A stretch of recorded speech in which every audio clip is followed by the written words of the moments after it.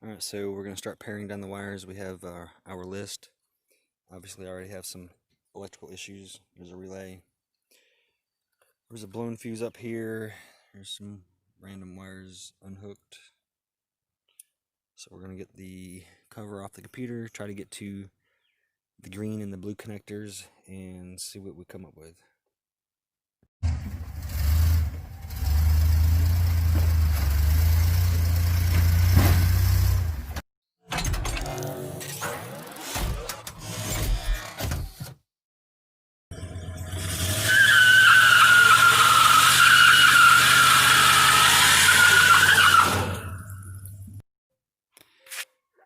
Alright, so we got the ECU out, all the wires undone from the harness.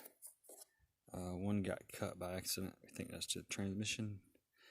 So I'm going to crank it up and make sure that doesn't affect anything and it still cranks up. And then I'm going to start cutting wires, probably about 4 or 5 at a time. And then we're going to keep cranking it up to make sure we don't run into any issues, cut the wrong wire, etc.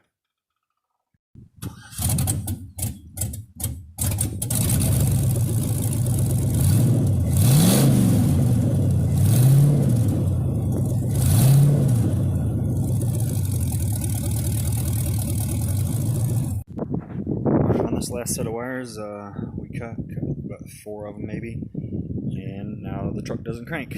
But it's about to storm outside, so I think we're done for the day. When I come back, I'm going to check the wires I cut, make sure they were right, figure out which ones they were, and backtrack.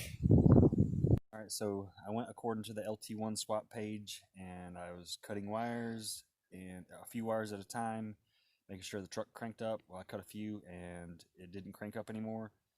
So I checked back, and the last set of wires, one of them was to the starter relay, and you cut this on a swap because this will go to your key switch on your swap vehicle. So now the truck won't crank, so we're going to make sure that this wire is the one that we cut that won't cause it to crank.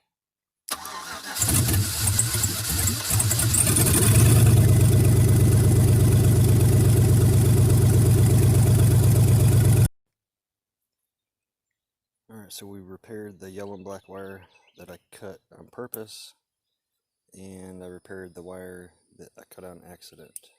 So now let's see if it'll crank up.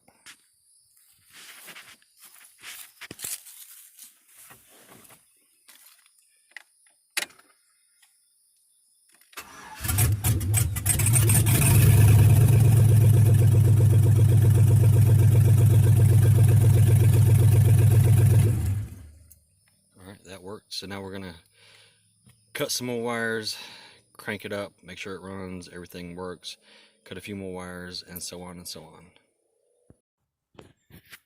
Alright, so we have all the wires cut. We got, here's the list on the blue side.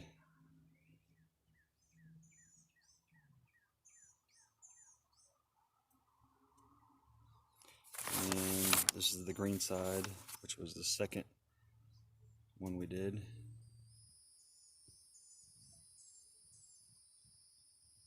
Now I did not cut the crank voltage, and I repaired the yellow and black starter enable relay. So now that we have all of these wires cut, as you can see, we're going to crank it up and make sure everything is good to go.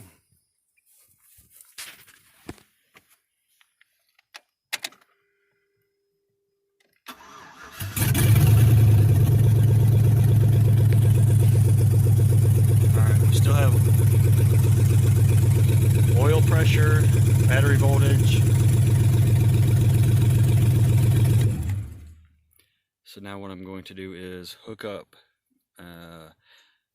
scanner to the OBD2 port and make sure the check engine light only shows what we have unhooked. Alright, so we have all of the wires cut that we're going to cut for now. I ran it for a couple minutes, and now we're going to see what kind of codes we have.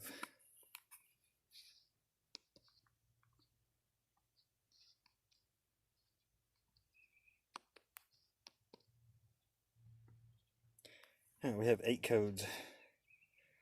evap emission purge control, not worried about that. Number 2, evap, not worried about that. Number 3, evap. Number 4, O2 sensor, bank 1, sensor 2. Not worried about that. O2 sensor, bank 2, sensor 2. Not worried about that. Evap emissions, evap emissions, evap emissions. So out of 8 codes, 2 were for the rear 2 O2 sensors, and the rest were for evap. So everything seems to be good. Alright, these are all the wires that we won't be needing. When I pull the engine harness, I'll trim these wires back as far as I can, but I believe that's all the wiring I'm going to be doing right now. As far as the engine and transmission goes, the next step is going to be tearing the body down and getting rid of a lot of the things that I won't be needing, like all of the wiring for the lights and stuff like that. Go ahead and subscribe and hit the bell so that way you get a notification on all of the next videos that are coming up.